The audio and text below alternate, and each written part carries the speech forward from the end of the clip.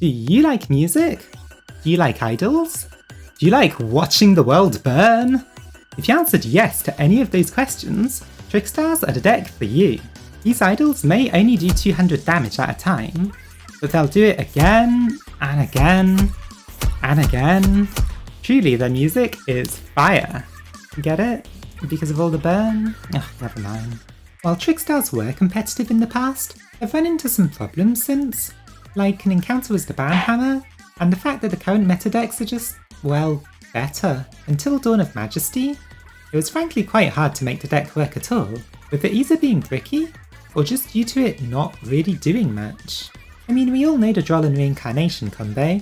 All that really did was make your opponent speedrun the surrender button, and then come back with a vengeance in games 2 and 3, since you're not pulling that off twice in a row. But now, since Konami finally deigned to import Trickstar Festival, almost exactly 2 years after it was first printed in the OCG, that card breathes some much needed new life into the deck. It has 2 effects, and both actually come up fairly often. The second effect, which is the least important of the 2, is that you can banish this card from the graveyard to protect one of your Trickstar extra deck monsters from being destroyed. Think Salamangreat Veil links, except not once per turn. Then its other effect, which is much more important, helps speed up the deck immensely. It summons 2 Trickstar tokens at the cost of locking you into only Trickstar monsters for the rest of the turn. This does mean that they can't use their favourite pet, Eater of Millions, but instead, it makes the many Trickstar Link monsters actually usable. And there's a lot of them. To bring people up to speed who have never tried Trickstar Links, you basically need to get out 2 Trickstar monsters as soon as possible in order to make a Holly Angel, which not only protects Trickstar monsters it points to, but also inflicts 200 burn damage every time a Trickstar is summoned to a zone it points to. You think 200 burn doesn't sound like much? Well, combine it with Light Stage and that's another 200 damage for every summon, and then if you have Dark Room of Nightmares, that's another 300 damage for every time you burn someone. Altogether, that's 1000 burn for every summon. And if you build your deck right, Trickstars are actually really good at just summoning as much as possible. They have a Link one that can basically just convert your tokens into a monster, they have cards that summon themselves easily, links that can be made from the other links, you get the idea. And if all else fails, just summon Bella Madonna, which can't be affected by activated effects. So what does a deck optimised to summon Trickstar monsters as much as possible look like? Well, to start with the Trickstar monsters, you run 3 Candina, 3 Lycoris, 3 Corbane, 3 Narcissus, and 2 Lilybell. Candina's your normal summon, searching any Trickstar card, meaning either Light Stage if you don't have it yet, or otherwise something that can easily summon itself, like Lilybell or Corbane. Lycoris is your second biggest source of burn, inflicting 200 damage each time your opponent draws, which this deck has a few ways of forcing to happen. It can also return a Trickstar monster to your hand in order to summon itself, so it's a good one to search too. And if you have multiple of these, you can return the same card as a cost from multiple Lycoris's special summons. Corbane is a worst honest, but it can be searched and summon itself, and Narcissus is an easy special summon, since it triggers off of your opponent taking burn damage. Lilybell summons itself when added to the hand, except from by draws, so it's an easy summon if you search it, return it to the hand with Lycoris, or add it back to your hand from the graveyard. Then for their spells and traps, you run 3 Festival, 3 Magic Laurel, 1 Light Stage, 2 Live Stage, and 3 Reincarnation. Festival is the reason I'm making this video, and Magic Laurel is a monster reborn that can also occasionally summon a Trickstar from the hand, usually if you revive a Lycoris and then do some burn with it. Light Stage either doubles or quintuples your burn damage, so is basically a necessity for FTKing your opponent, and also searches any Trickstar monster, so between this and Candina, you can usually get your play started. Life Stage is the lesser of the 2 field spells you play, but it allows you to add a Trickstar from your graveyard to your hand, and usually also summons a token going first and 2 going second, so it's still worth playing since you can't guarantee getting the Light Stage. Then we have Reincarnation, which banishes your opponent's hand before making them draw a new hand. This makes them take a ton of burn with Lycoris on the field, and can also be used after they search something in order to banish it. Once in the graveyard, it can also banish itself to revive a Trickstar, which is actually really important for FTKing for reasons I'll soon cover. Since we're playing Reincarnation, you might as well play Droll, since if you wait for your opponent to search a card, you can then chain Reincarnation, then Droll, which results in them just getting their entire hand banished and not being able to draw. Finally, for the miscellaneous spells, you run 3 Desires, since you really need those extra cards to be able to make as many plays as possible. Terraforming and set rotation both let you search Light Stage, and it really doesn't matter if you give your opponent a live stage. Then of course there's 3 Dark Room of Nightmares, which you really want to draw in order to multiply your burn. It's not impossible to FTK without this card, but you're better off just trying to build a solid board and slowly burn your opponent over the next few turns if you don't have this. Finally, a card that you're probably thinking is an incredibly questionable inclusion, Dark World Dealing. So let me defend it, because in testing it was actually really good. First, the downside is obviously that your opponent gets to draw a card and then discard one. This makes them much more likely to draw hand traps, and can let them set up their graveyard. I'm not denying those things, but the pros can often outweigh the cons. One of the pros being that your opponent draws a card. With the right setup, this immediately translates into a ton of burn, as long as you have 1 or more Lycoris on the field. Secondly, you get to draw a card, which this deck really needs, considering how important it is to draw a Dark Room of Nightmares, or any other extender. Finally, you get to discard a card, which can translate into more summons and thus more burn. Instead of waiting, you can actually just discard a reincarnation to then use it as a monster reborn, or a Lily Bell so that you can summon it when adding it back. Give this card a go, you might just be surprised. Now for the extra deck, which I've arranged in the order you'd usually want to summon them. So that's 2 Holly Angel, 3 Bloom, 2 Crimson Heart, 2 Foxglove Witch, and 2 Bella Madonna. You usually only summon 1 of each, except Bloom, but having multiples is good for a potential turn 3. I've gone over Holly Angel already, which is the core of the deck. So then there's Bloom, which basically just turns a token into an extra summon. You'd only use its effect to give your opponent a draw if you also have a Lycoris on the field, and you'd be securing an FTK thanks to it, but it's still nice to have the option. Once you've done 2000 burn, you then use Crimson Heart's effect to give your opponent a draw and then draw 2 cards yourself. It's around that point in the combo that you'd be running out of resources anyway, so it really helps a lot. Then Foxglove Witch can do some burn if your opponent has anything on the field, or can be a good place to end your combo if you can't extend any further, since when it gets destroyed, it allows you to summon a Link 2 or lower Trickstar straight from your extra deck. Finally, Bella Madonna is what you want to end on, either to deal the final chunk of burn, or just to have a monster with decent protection during your opponent's turn. You'd try to summon this under Holly Angel, so that it's unaffected by activated effects and can't be destroyed by battle, and then hope that you have a festival in the graveyard to help you protect Holly Angel. The remaining cards are less used, but basically, Euphorides can be a good one to summon if your opponent destroys a Foxglove Witch mid-combo, and the other 2 are just kind of there to be honest. If for some reason you don't want to use Droll and Lockbird, Ghost Mourner is worth considering too, since it's basically an effect veiler that can burn your opponent, and every bit of burn counts. Now it's time for some replays. Usually I prefer to show off combos or just test hands, but Trickstars don't really work when they're not interacting with an opponent, so instead this time I'm going to show you some actual replays. If you've been enjoying the video so far, remember to give it a like and also subscribe to the channel for more videos like this in the future. For this first replay, it shows that you don't actually need to do all your burn in one go to win. I start off with a Light Stage to search a Candina, and then use Festival to create the tokens in order to make a Holly Angel.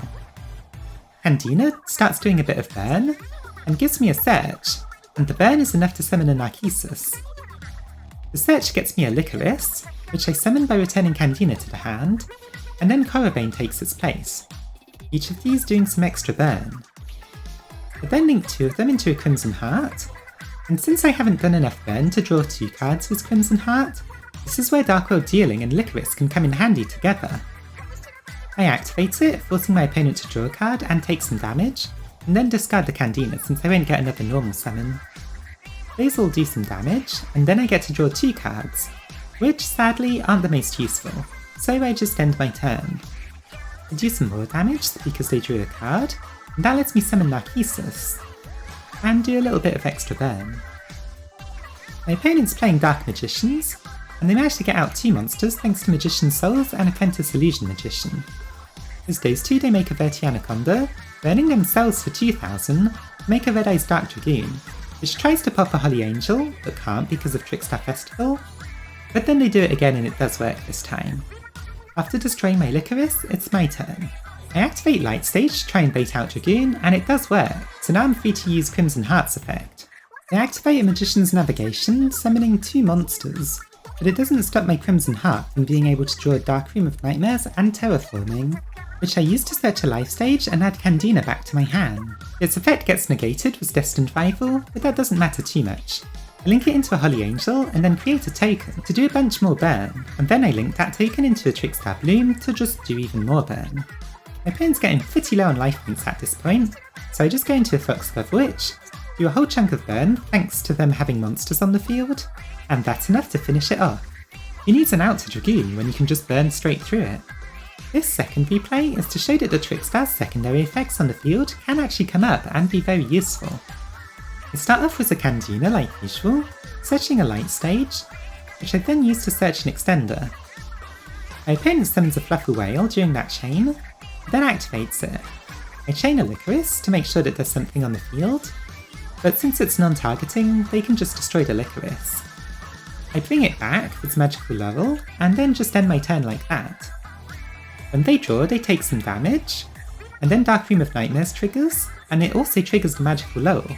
That lets me summon Candina with Magical Laurel's second effect, and then Narcissus summons itself, because they took some burn. I now have 3 sources of burn on the field: Lycoris for every time they draw a card, Candina for every time they activate a spell or trap, and then Narcissus for every time they activate a monster effect in the hand or graveyard. With Dark Room of Nightmares and Trickstar Light Stage on the field, these 3 sources of burn are going to be a real problem for my opponent. When they activate Toy Vendor, that's a spell being activated, so Candina does some burn. And then it resolves, which draws a card, and even if they immediately discard it, Lycoris still gets to trigger. Lycoris triggers again from its other effect, burning them even more. Activate Fight for Patchwork, so that's more burn from Candina, and also the burn from the cards that it searched. We use Polymerization, summoning a Fluffle Tiger, taking some burn from using a spell card in the process. But sadly the Tiger gets to destroy 2 cards in my field, and since they're a field spell and a continuous spell, they don't get to resolve. I lose 2 monsters during the battle phase, but they barely have any life points left. After using Light Stage to add Lycoris back to the hand, my opponent knows they're pretty much done at this point, so they just surrender. So those are some examples of some more interactive turns with Trickstars, where you don't actually just burn them all at once, and instead have to go through a few turns to do so. But I know why everyone's here. You just want to see some FTKs. So I'm happy to oblige. Setting animations to quick, just sit back and enjoy.